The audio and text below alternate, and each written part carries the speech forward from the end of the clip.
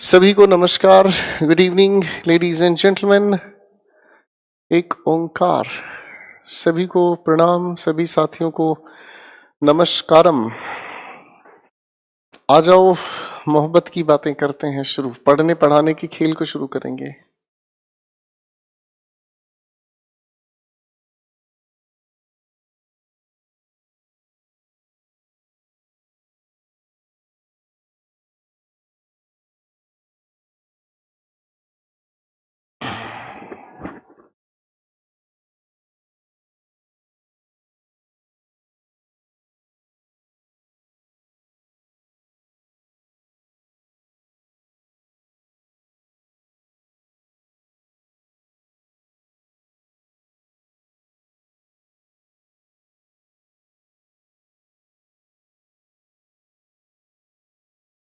पहले आप लगे रहो सारे के सारे कमेंट्स करने में, मैं तो उसके बाद ही बात करूंगा।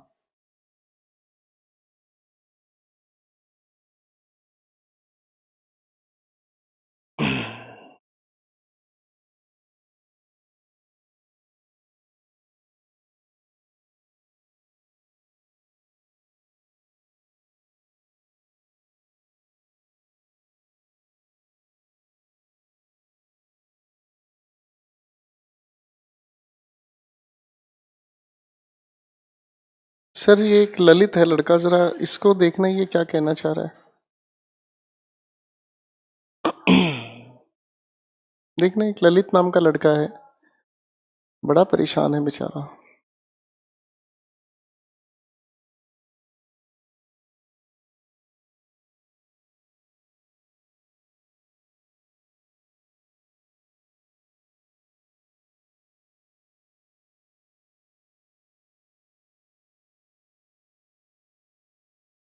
देखा क्या नॉनसेंस सवाल है।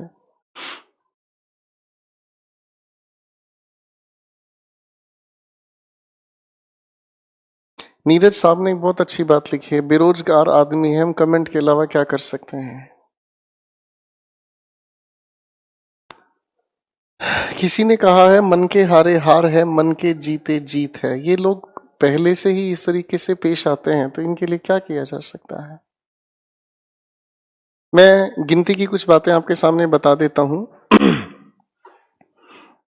4 से 5-15 एक क्लास हुई है जिसमें सिर्फ और सिर्फ इंग्लिश स्पेशल 08 के बच्चे मेरे साथ आज पढ़े हैं। इसी बैच में, हाँ जी,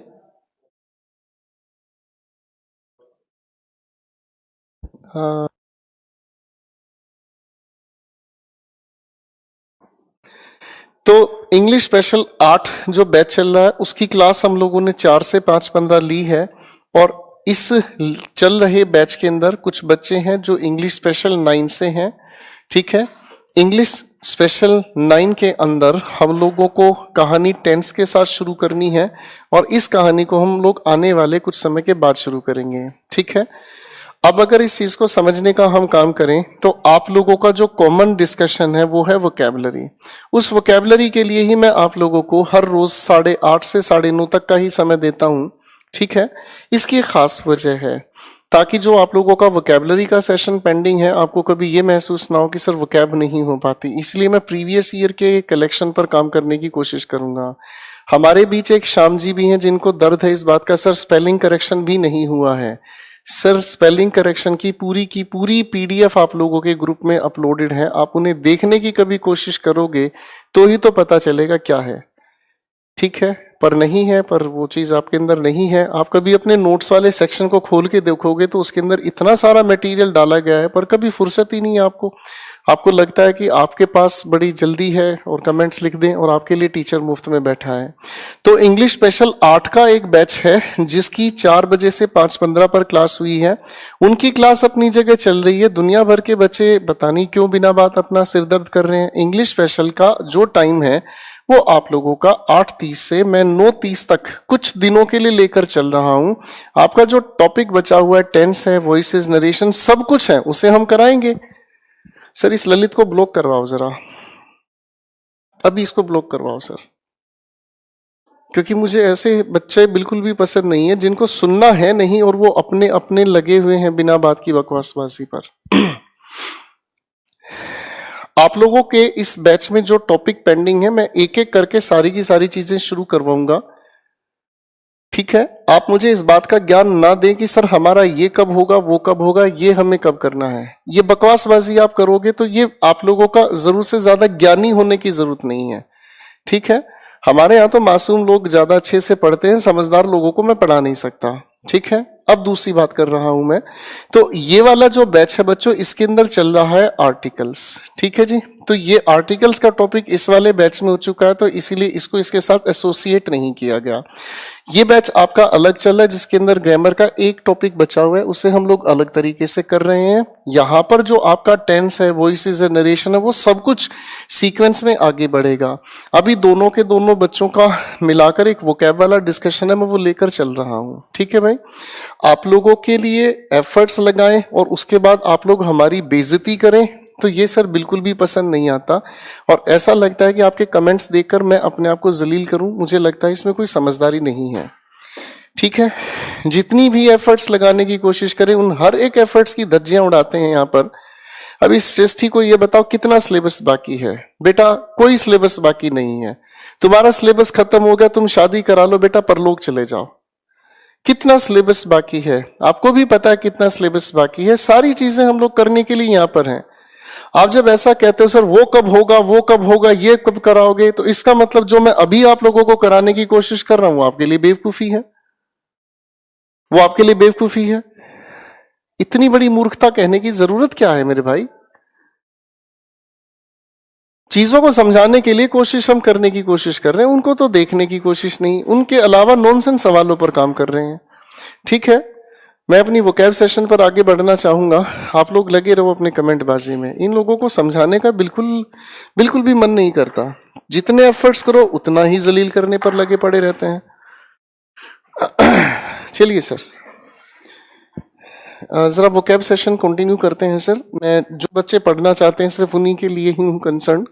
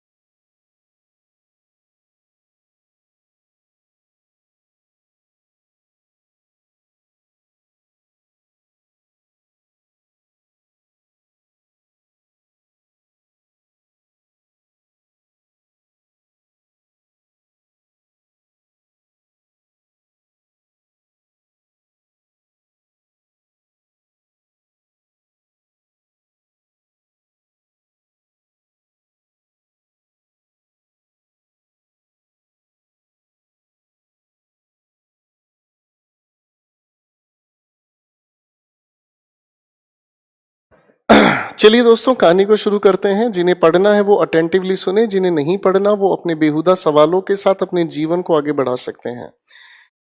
मेरा काम है आप लोगों के लिए सब के सब कोशिशें करना, और जिनके दिमाग में बेहुदा सवाल हैं तो वो अपने बेहुदा सवालों के साथ अपने असफलता का इंतजार कर सकते हैं। लेडीज एंड जेंटलमैन, हम पिछली क्लास से चल रहे थे सेलेक्टेड ईडियम्स पर जो मैक्सिमम रिपीटेड है, और ये आपके लिए समझने ज्यादा जरूरी है, क्योंकि अगर ध्यान से आपने समझ लिया तो इनमें कभी भी प्रॉब्लम नहीं आती। कल की क्लास में 250 तक हम लोग गाड़ी को लेकर चले थे, आज ये चलते हैं थोड़ा आगे। 251 लिखा है ग्रीस पाम्स। ग्रीस पाम्स की अगर हम बात करें तो इसका मतलब हुआ टू ब्राइब समवन, यानी कि जब हम किसी को रिश्वत देते हैं। ग्रीन थंब हम उसे कहते हैं जिसके अंदर नेचुरल इंटरेस्ट हो, बेसिकली जिस इंसान का इंटरेस्ट गार्डनिंग में हो, उसके लिए हम लोग इसका जिक्र ठीक मानते हैं। आगे आती है गट फीलिंग, एक ऐसी फीलिंग जिसके अंदर पूर्व आभास होता है, जब आप किसी भी चीज के बारे में सोचते हैं, और जब किसी भी चीज के बारे में सोचते हैं तो आपका मन किसी चीज के लिए निश्चित होता है, और जब आपका निश्चित होता है मन कि ऐसा ही होगा, यही चीज होनी संभव है, इसी को हम कहते हैं गट फीलिंग। हेड बेटर जब हम कहने की कोशिश करते हैं कि जब आपके लिए आपको कोई काम करना चाहिए, उसी को हम कहते हैं हेड बेटर। आती है अगली बात, हैंड इन ग्लो, इसका मतलब हुआ इन क्लोज रिलेशनशिप। तो इसकी बात आगे हम लोग लेकर चलते हैं। अगले शब्द आपके सामने पेश किए जा रहे हैं, कृपया ध्यान दें।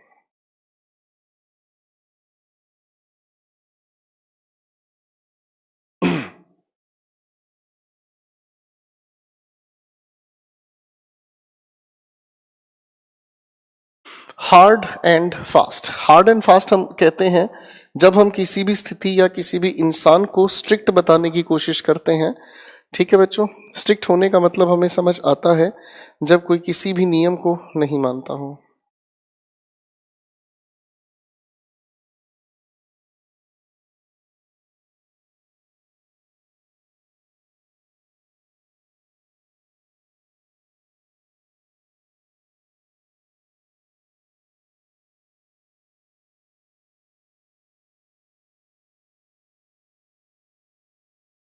अगली बात से अपन मिल लेते हैं बच्चों, इसे हम कहते हैं hard nut to crack.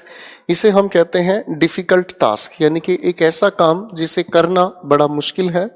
Hard of hearing, यानी कि जिसे हम कहते हैं डेफ। ये शब्द है, ध्यान से समझ लीजिएगा इसे, डेफ। डेफ हम कहते हैं उस इंसान को जो सुन नहीं पाता ठीक ढंग से। ठीक है, डेफ, बहरा हिंदी में कहते हैं। 259 has a bee in one's bonnet. इसका मतलब होता है जब आप किसी काम के लिए, किसी चीज के लिए पहले से ही आधिकारिक होते हैं, आपके मन में किसी चीज को लेकर पहले से ही पॉजेसिव फीलिंग होती है। अगली बात आती है हैव फिंगर इन एवरी पाई। इसका अर्थ होता है जब आप किसी भी काम को बिगाड़ने की कोशिश करते हैं, जब आप हर चीज में अपनी प्रेजेंस दिखाना चाहते हैं, हर चीज में अपनी अहमियत जताना चाहते हैं। एक अगली बात से अपन मिलते हैं, चलिए बच्चों ध्यान से देखें। Have something up your sleeve, इसका अर्थ हुआ जब आपके पास किसी भी काम को लेकर एक दूसरा प्लान हो। जब आपके पास किसी भी काम को लेकर कोई दूसरा प्लान हो, कोई दूसरा आपके पास स्ट्रेटेजी हो, जब इसे हम बताने की कोशिश करेंगे तो ये हुआ have something up your sleeve. 262 की अगर हम बात करें, इसका अर्थ हुआ हैव द लास्ट लाफ। इसका अर्थ हुआ जब आप किसी भी आर्ग्यूमेंट को जीतते हैं, किसी भी विरोध को जब आप जीतते हैं, तो सर आप किसी भी विरोध को जीतने की कोशिश करते हैं तो उसके बाद आपकी मुस्कुराहट है, उसे हम कहते हैं हैव द लास्ट लाफ। 263 की अगर हम बात करें, लिखा है हेड्स विल रूल। इसका मतलब क्या हुआ, ट्रांसफर्स विल टेक प्लेस, यानी कि बहुत सारे लोगों का, बहुत सारी बातों का जब हम ट्रांसफर करेंगे, स्थानांतरण करेंगे। हार्ट टू हार्ट टॉक, इसका मतलब होता है खुले दिल से बातचीत, खुले दिल से बातचीत। अगली बात हमारे सामने लिखी है बच्चों, हेल्टर स्केल्टर। इसका मतलब होता है जब सब चीजें बिखरी हुई हैं, और जब सब चीजें बिखरी हुई हैं इसका अर्थ समझ में आता है जब चीजें ऑर्गेनाइज्ड नहीं हैं। अगली बात को लेकर चल लेते हैं बच्चों।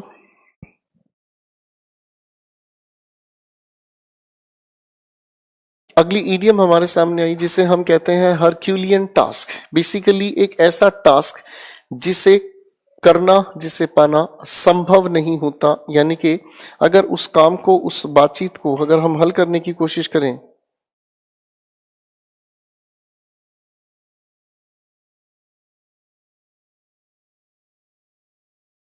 एक ऐसा काम जिसके अंदर बहुत एफर्ट्स लगाने की कोशिश करनी पड़ती है। नंबर 267 है हाई एंड ड्राई।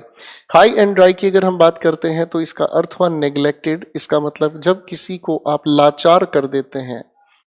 नेक्स्ट आता है हाई हैंडेड। हाई हैंडेड हम उसे कहते हैं एक अनरीजनेबल तरीका, एक ऐसा तरीका जो सही नहीं है। ठीक है, अगली अगर बात को हम समझने की कोशिश करें तो इसे हम कहते हैं हॉब्सन्स चॉइस। हॉब्सन्स चॉइस का अर्थ होता है एक आपके सामने है तो सही विकल्प, लेकिन वास्तविक रूप से वो विकल्प नहीं है, वो सिर्फ एक छल है, छलावा है। हॉब्सन्स चॉइस बेसिकली ये वास्तविक चॉइस नहीं है। होल्ड वंस हॉर्सेस, इसका मतलब होता है इंतजार करना। अगले 5 इडियम्स है, जरा ध्यान से पढ़े।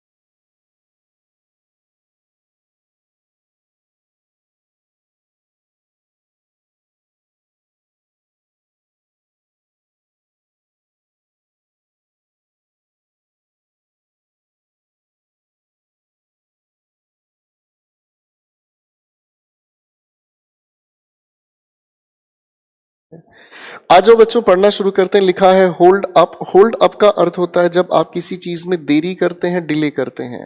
होल्ड वाटर पहले ही हम लोगों ने समझ लिया है, जब आप किसी चीज के लिए लॉजिकल बनने की कोशिश करते हैं।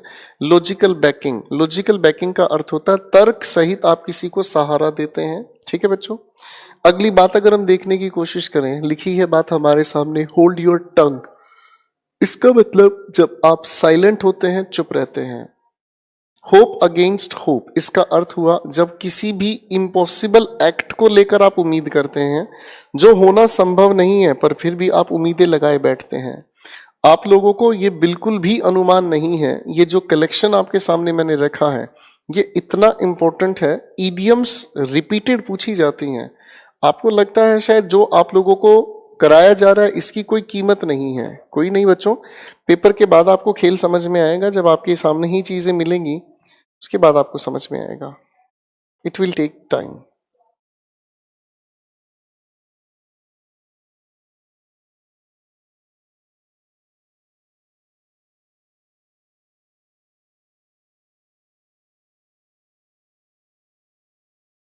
होल्ड, आगे आती है बात hold your tongue, to be silent, hope against hope, बता चुका हूं। होर्स सेंस की अगर हम बात करें तो बेसिक कॉमन सेंस। अगले हीडियम्स पर काम करते हैं। हस्बैंड वंस रिसोर्स, इसे हम कहते हैं जब आप कम खर्चते हैं या खर्चने से पहले आप बहुत अच्छे से सोचते हैं, समझते हैं कि क्या खर्च करने की जरूरत है या खर्च करने की जरूरत नहीं है। ठीक है बच्चों।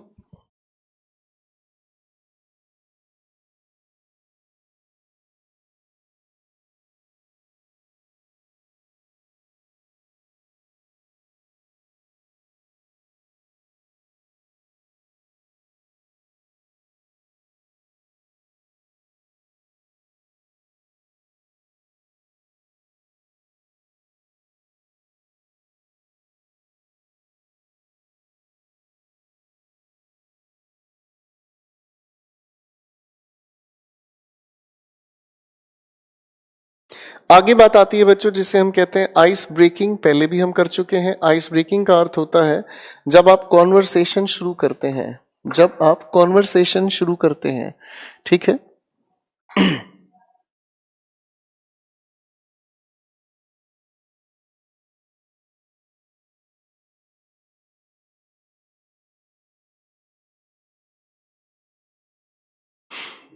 इन अ नटशेल का अर्थ होता है ब्रीफ। इन अ पिकल, ब्रीफ का मतलब होता है जब आप कम शब्दों में ज्यादा बात कहना चाहते हैं। इन अ पिकल, जब इस इन अ पिकल की हम बात करते हैं तो इसे हम कहते हैं एक शर्मिंदगी वाला पल, एक शर्मिंदगी वाला एहसास। इन अ टाइट कॉर्नर, काफी इंपॉर्टेंट है ये। इन अ टाइट कॉर्नर का अर्थ होता है इन अ डिफिकल्ट सिचुएशन। अगली बात से मिलते हैं बच्चों इन एप्पल पाई ऑर्डर। इसका अर्थ होता है जब एक बहुत अच्छा व्यवस्था किया जाता है, व्यवस्था की जाती है किसी चीज को लेकर। आगे लिखा है इन ब्लैक एंड व्हाइट। इसका अर्थ हुआ जब हम लिखित की बात करते हैं, लिखितम किसी भी चीज को लेकर काम करते हैं। अगली बात को अगर देखना चाहें हम तो लिखी है हमारे सामने एक अगली बात, इन कोल्ड ब्लड। इसका अर्थ होता है एक मर्डर, ठीक है जी, जब आप किसी को बिना इंटेंशन के मार डालते हैं, ठीक है।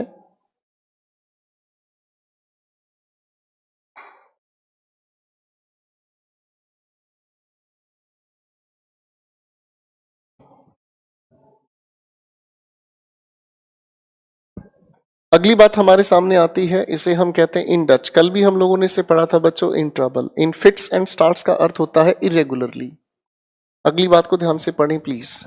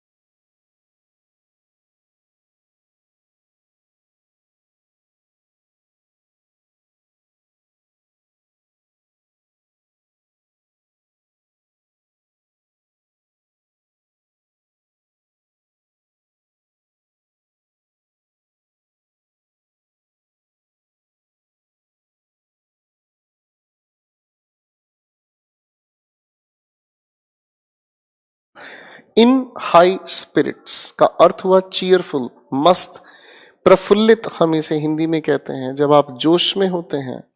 इन ल्यू ऑफ, सर हम लोगों ने प्रेपोजिशन में भी इसका अर्थ समझा था, हालांकि पेपर में भी इसका जवाब गलत लिखा था। डिस्पाइट होना चाहिए था, पर डिस्पाइट के साथ बेवजह ऑफ लगाया है, पर परीक्षाओं का कुछ कहा नहीं जा सकता। 288 की अगर हम बात करते हैं तो इसे हम कहते हैं इन द एयर।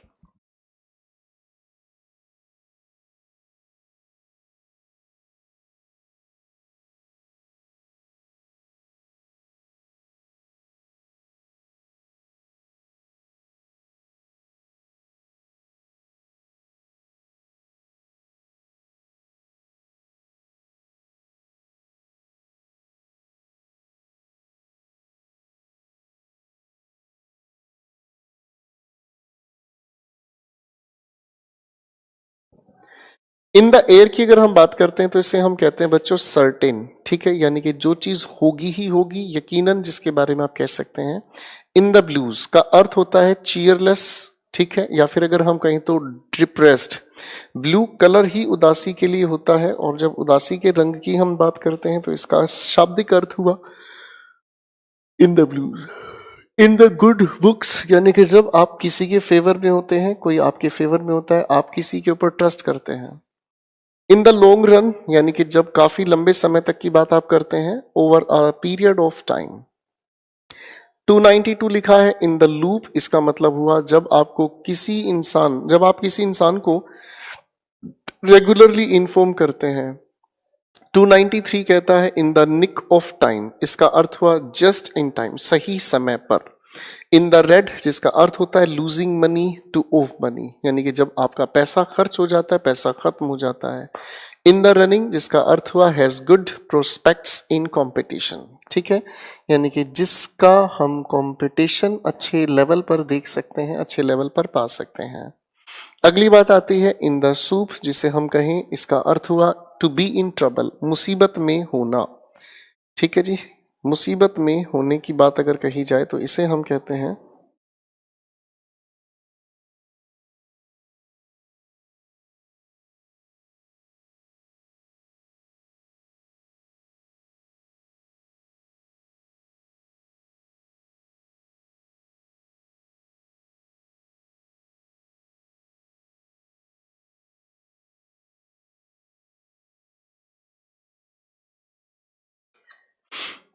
चलो बच्चों, मेरे साथ डिस्कशन देख लीजिए, समझ लीजिएगा, इस बात को लेकर चलते हैं, बहुत इंपॉर्टेंट बातचीत है। इन द सूप का मतलब in the trouble, in the swim well informed up to date, जिसको हम अगर कहें तो अप टू डेट का मतलब समझ लीजिएगा बच्चों, अप टू डेट का अर्थ होता है जिससे सारी जानकारी हो और जो वर्तमान में हो रहा है जिस इंसान को उसकी जानकारी हो। इन टू माइंड्स का अर्थ होता है टू बी अनडिसाइडेड, जब आप डिसाइड ना कर पाए कि क्या आपको करना है क्या ना करना है। अगला आता है बच्चों इन्स एंड आउट्स का अर्थ हुआ फुल डिटेल्स, फुल डिटेल्स, ठीक है। फुल डिटेल्स का मतलब पूरा ब्यौरा, पूरा वर्णन। आयरन फिस्ट जिसे हम कहते हैं, जब आप किसी भी इंसान को या लोगों को बड़ा बड़ा सख्त तरीके से डील करते हैं। अगली बात से मिलते हैं sir. Iron will, strong determination, बिल्कुल सीधी बात आती है, स्ट्रोंग डिटर्मिनेशन। अगली बात हमारे सामने आती है, इसको भी समझ लेते हैं बच्चों, और अगली बात हमारे सामने आई मेक बिलीव।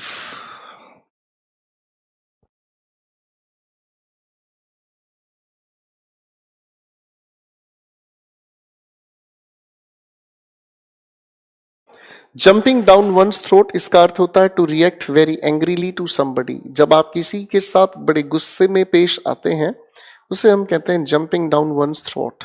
303 पर आते हैं, कीप अ लेवल हेड, इसका अर्थ हुआ to remain calm and sensible in difficult situation, जब आप मानसिक संतुलन नहीं खोते, शांत बने रहते हैं, शांत रहते हैं। अगली बात अगर हम कहने की कोशिश करें, कीप एन ओपन हाउस, इसका अर्थ हुआ जब आप सभी को वेलकम करते हैं, जब आप सभी को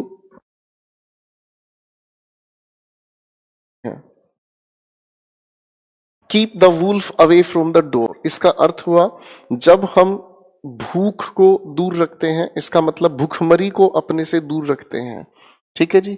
आप अगर इसी ऑफ को हटाकर ऑन रख दें तो इसका मतलब जिस घर में भूखमरी होती है खाने पीने के लिए कुछ नहीं होता।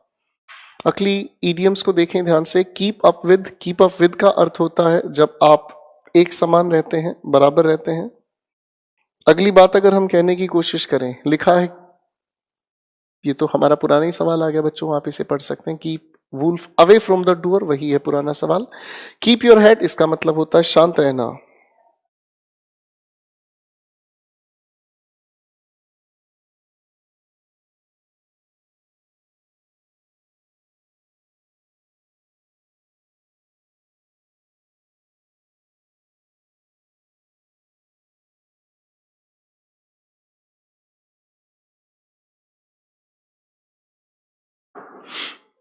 किक अप अ रोह इसका अर्थ होता है जब आप बहुत ज्यादा कंप्लेन करते हैं किसी बात के बारे में। किकिंग हील्स का अर्थ होता है जब आप रिलैक्स्ड हैं और आप इंजॉय करते हैं, या फिर अगर कहें तो मस्ती काटते हैं। अगली बात आती है जिसे हम कहते हैं किथ एंड किन। इसे अगर हम कहें तो ये हुआ हमारा रिलेटिव्स का जिक्र। नो बीन्स अबाउट समथिंग, इसका अर्थ हुआ वेल इन्फॉर्म्ड एंड इंटेलिजेंट। ये बहुत इंपॉर्टेंट है बच्चों, इसको जरूर याद कर लीजिएगा, संभावना बनी रहती है इसकी। इसे हम कहते हैं वो इंसान जो अप टू डेट है। नो द रूप्स, इसका अर्थ होता है लर्न प्रोसीजर्स, किसी भी काम को कैसे करना है जब आप इस तौर तरीके को सीखते हैं उसी को हम कहते हैं नो द रूप्स। 314 काफी इंपॉर्टेंट है, आपके एडमिनिस्ट्रेटिव लेवल पर परीक्षा में पूछा जाता है। लेम एक्सक्यूज का अर्थ होता है एक ऐसी एक्सप्लेनेशन जो सेटिस्फैक्ट्री नहीं है, अनसेटिस्फैक्ट्री है। ले डाउन आर्म्स, इसका अर्थ हुआ जब आप सरेंडर करते हैं। अगले 5 इडियम्स हैं, जरा देखिए ध्यान से।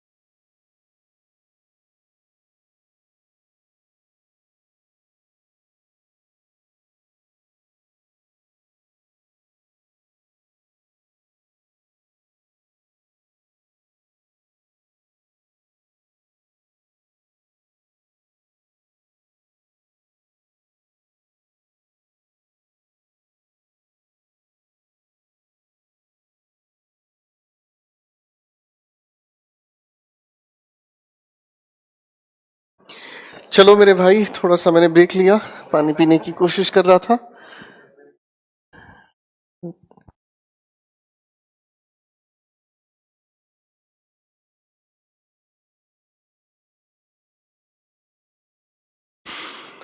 चलो भाई, थोड़ा सा और डिस्कशन ले लेते हैं। ये तो मस्ती का समय, जिसमें वोकेबलरी हंसते खेलते जो पढ़ ली उतना ही आप लोगों को फायदा मिलेगा। चलिए मेरे प्यारे दोस्त, एक अगली बात से हम लोग मिलने की कोशिश करते हैं। लेडीज एंड जेंटलमैन, ले इट ऑन थिक, इसका अर्थ समझ लेते हैं। एन एक्सेजरेशन, बड़ा चढ़ाकर किसी चीज का जब जिक्र किया जाए। ले आउट का अर्थ होता है जब आप किसी चीज को खर्च करते हैं, ठीक है ना। ले आउट आप अपने पैसे का, अपनी एनर्जी का या अपने एफर्ट्स का कर सकते हैं। आगे लिखा है लेइंग ऑफ। लेइंग ऑफ का मतलब हुआ डिसमिसल फ्रॉम जॉब। आगे लिखा है लेज आउट, वही पुरानी बात है जिसे अगर हम कहने की कोशिश करें,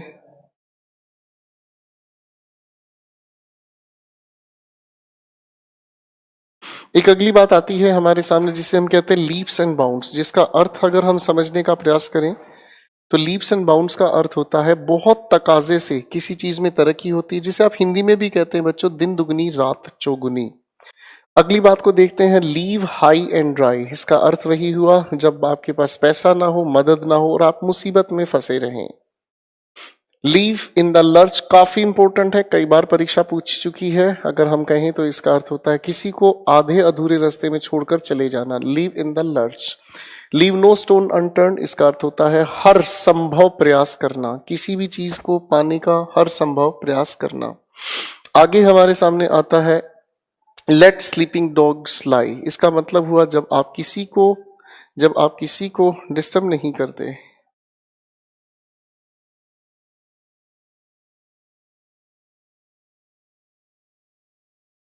एक अगली बात हमारे सामने आती है, let the cat out of the bag. इसका अर्थ होता है जब आप गलती से किसी सीक्रेट का जिक्र लोगों के सामने कर बैठते हैं। जब गलती से आप किसी सीक्रेट का जिक्र लोगों के सामने कर बैठते हैं। एक अगली बात से मिलने की कोशिश करते हैं। आ जाओ बच्चों।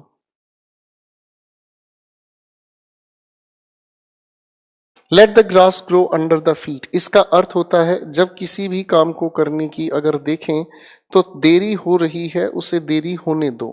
ठीक है, ठीक है बेटा। लाइक अ फिनिक्स, इसका अर्थ अगर हम बात करें,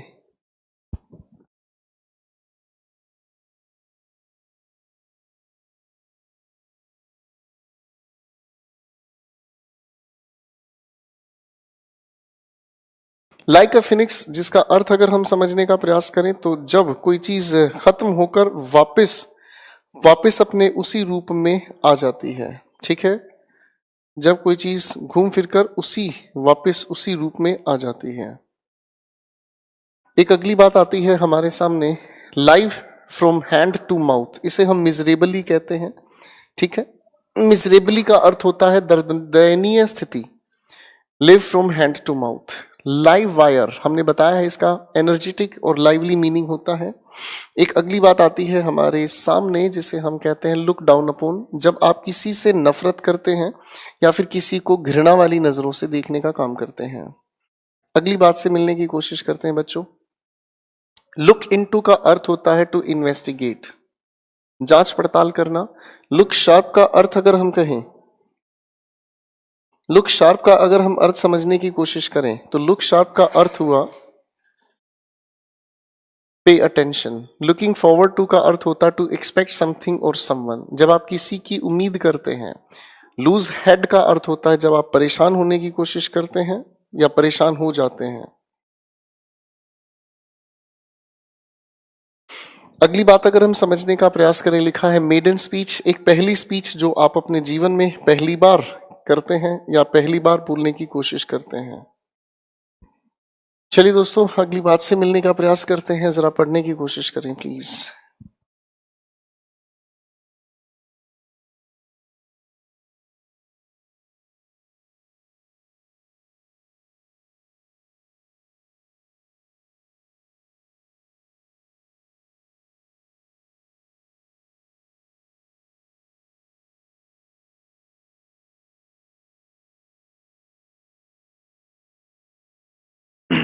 चलिए पढ़ने की कोशिश करेंगे बड़े ध्यान से।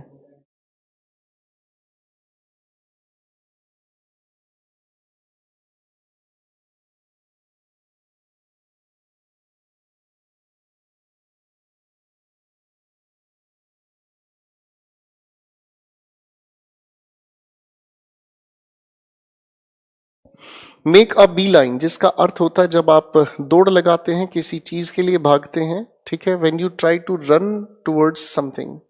337 कहता है मेक अ क्लीन ब्रेस्ट, जिसका अर्थ होता है जब आप किसी चीज को कन्फेस करते हैं, जब आप किसी चीज को कन्फेस करते हैं।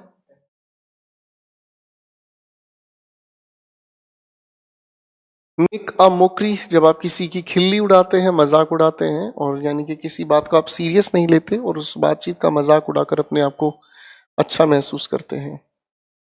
अगली बात से मिल लेते हैं बच्चों। लिखा है make a mountain of a mole hill, यानी कि छोटी सी प्रॉब्लम को जब आप बढ़ा चढ़ाकर लोगों के सामने पेश करते हैं, उसी को हम कहते हैं make a mountain of mole hill. आती है अगली बात मेक अमेंड्स फॉर, इसका अर्थ होता है when you try to compensate, when you try to compensate। ठीक है बच्चों, एक अगली बात आगे लेकर चलने की कोशिश करते हैं, बड़े ध्यान से समझने का प्रयास करें।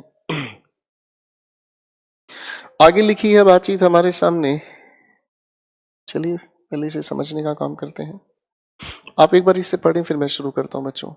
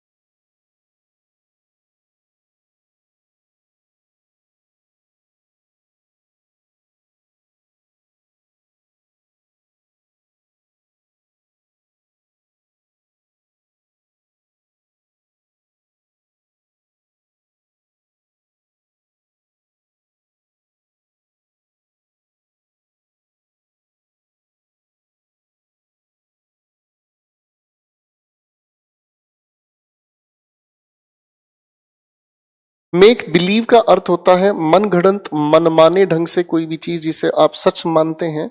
एक अगली चीज आती है हमारे सामने मेक बोथ एंड्स मीट, इसका अर्थ होता है किसी तरीके से गुजारा चलाना, लिव विद इन मीन्स। जब आपके पास साधन संसाधन की कमी हो, आप किसी तरह से गुजारा चलाते हैं। अगली बात आती है make ducks and drakes of, इसका अर्थ होता है उड़ाना। आगे बात आती है जिसे हम कहते हैं मेक इट लाइट, यानी कि जब आप किसी चीज को हल्के में लेकर चलते हैं। जैसे काफी बच्चे मेरे प्रयास को हल्के में लेकर चलते हैं और मुझे बहुत खुशी महसूस होती है कि उन्हें पढ़ने की कदर नहीं है। मेक नो बोन्स अबाउट, इसका अर्थ होता है do not have any hesitation in anything, यानी कि किसी भी चीज में आप जब शर्माए नहीं, हिचकिचाए नहीं। मेक वंस फ्लैश क्रीप, इसका अर्थ हुआ जब आप किसी को हॉरिफाई करते हैं, डराने की कोशिश करते हैं। अगली बात आती है बच्चों मेक रूम, इसका अर्थ होता है जब आप स्पेस क्रिएट करने की कोशिश करते हैं। एक अगली चीज आती है हमारे सामने 348 making hay while the sun shines, सही मौके पर सही काम करना, सही डिसीजन लेना, सही मौके का फायदा उठाना। मैन ऑफ लेटर्स, इसका मतलब जिस इंसान को बहुत ज्यादा नॉलेज है उसे हम कहते हैं मैन ऑफ लेटर्स। 350 की अगर हम बात करें तो ये पॉइंट आता है मैन ऑफ स्ट्रॉ, इसका मतलब जिस इंसान के पास कोई सब्सटेंस नहीं होता। ठीक है बच्चों, तो खैर ये तो बात हमारे साथ हुई इतनी सी, और हम लोग जो आज डिस्कस कर रहे थे वो प्रीवियस ईडियम्स की हम बात कर रहे थे। ठीक है बच्चों, तो मेरा ये प्रयास था कि चीजों को समझने समझाने के लिए हम सिर्फ एफर्ट्स लगा रहे थे। आपके इस बैच में मैं एक बार फिर से आपको बता देता हूं, कुछ समय के लिए दो बैचेस को मर्ज किया गया था, इंग्लिश 8 और इंग्लिश 9 वाले बच्चों के टॉपिक्स बचे हुए हैं जो 10 से कहानी हम आगे लेकर चलने की कोशिश करेंगे, ठीक है। और इंग्लिश 8 का अपना एक अलग टॉपिक बचा हुआ है, उस टॉपिक को हम लोगों ने बाइफरकेट किया है और उस टॉपिक को ही हम 4 से 5:15 लेकर चलते हैं, जिसका इंग्लिश 9 से कोई लेना देना नहीं है क्योंकि वो बच्चे ये टॉपिक कर चुके हैं। दूसरी बात, हम कॉमन वोकैबुलरी के लिए एक साथ जुड़े थे, हम कॉमन वोकैबुलरी को एक साथ लेकर चल रहे थे। तो इस कॉमन वोकैबुलरी का एक खास पर्पस सिर्फ इतना ही था कि बच्चों की एक छोटी सी रिवीजन हो जाएगी ठीक है, और उस रिवीजन के सहारे कुछ प्रीवियस ईयर के कलेक्शन को भी हम लोग डिस्कस कर लेंगे, ठीक है।